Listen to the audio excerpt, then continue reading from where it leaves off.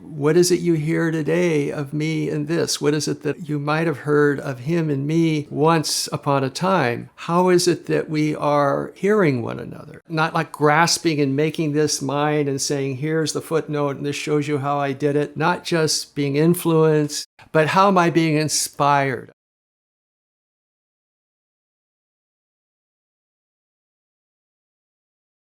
This is the way we really need to think as human. And so there's a rigor there, but it's a whole other sort of rigor than the rigor of grasping and control and mastery of a content. That capacity to take up anew and be re-inspired by the very thought that yesterday you had, and to see that today it is taking you in whole other directions, which is part of the reason why I think of him as a thematic thinker. The themes reemerge.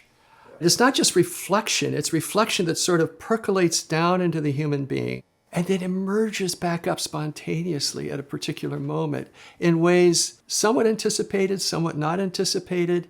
One is not calling forth, one is being called forth. And in being called forth, one is then able to call forth. And so it's always a position of gratitude. It's interesting to think of Henry as a thinker who hears and who is called. What does it take to hear? Well, you already have to have faith that the person who's speaking to you is going to mean something with what they say. And you already have to affirm that that does matter. That sort of faithfulness, there could be a lot of like spiritual and psychological and cultural pathology in our world because we're so overly convinced of our capacity to master our criticism of things.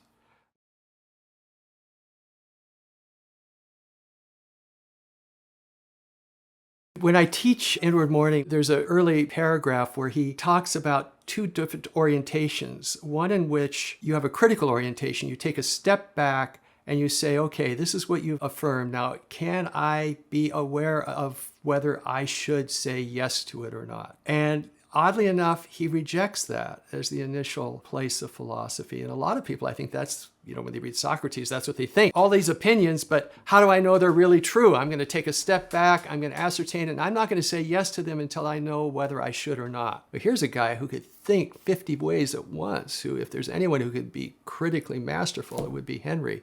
But he just doesn't do it over and over. He opens himself. He lets himself be called. He never let go that medieval sense of faith before reason rather than reason before faith, regardless of whether it's theological or not. He says, there are things that dawn on us. And here I think he gets this from Thoreau. You can never get up early enough in the morning. It's already dawned. You're already in a posture of being a recipient, already in a posture of gratitude. Are you willing to be open to that? It then becomes the first major sort of thought or struggle that I respond to, that I find myself utterly humbled in immense poverty and yet bearing great riches.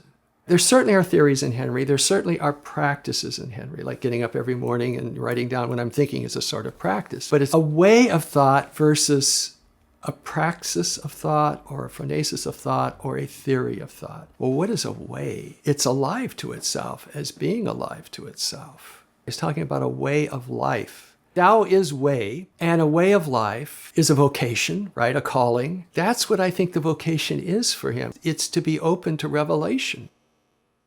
The responsibility arises. We already are in. And I think that's the revelation. In a sense, there's a patience with limits in Bugbee. There's a patience with what it is we are given in a given moment to be true to. There's a sort of immediacy and ordinariness, earthliness to Henry's thought, even when it is wild and wilderness immersed or permeated, driven.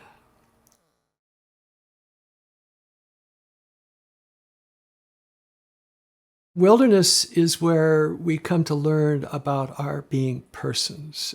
One of the nice things about personhood is it isn't exclusive to humans. The 10,000 things are full of personality. They're full of this sort of mysterious expressiveness that continually renews itself, is fluent and fluid in relation to itself. And then the mystery that is just oblique to any capacity we have to grasp it and make it our own. A mystery that we are already engaged in order for it to even occur to us as a mystery.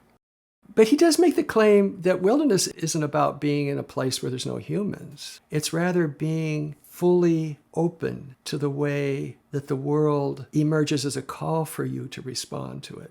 And that can happen anywhere in any way. And I think that gets lost in some of the contemporary, perhaps, responses to Henry, who will immediately see the word wilderness and think of a whole set of issues. He means something more like what Augustine means in that turn inward. You don't know exactly what the map is, and yet there are ways to go. There's that wonderful line where the prophet goes up into the mountain, theophany as they call it. Well, there's wind, and then there's thunder, and none of that is God. And then there's a small, still voice. That is God. That is the revelation.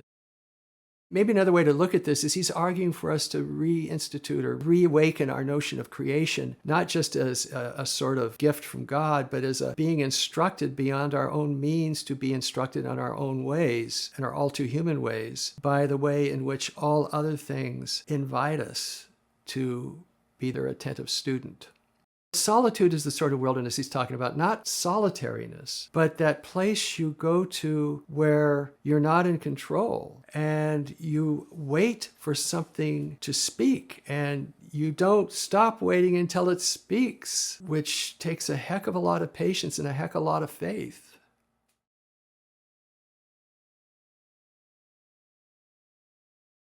I remember this one time we had this just incredible conversation about okay, Henry, you're doing all this stuff with the lyrical and the vocative, and we had this long argument. What difference does it make even if you live Henry's life, if you take on this mode of being in solitude? I think there is very little room for that in our world, with the Enlightenment move to a sense of the human and its vocation as being political and social. Henry was making a place where you didn't have to be theologically centered, and yet you could have a sense of vocation.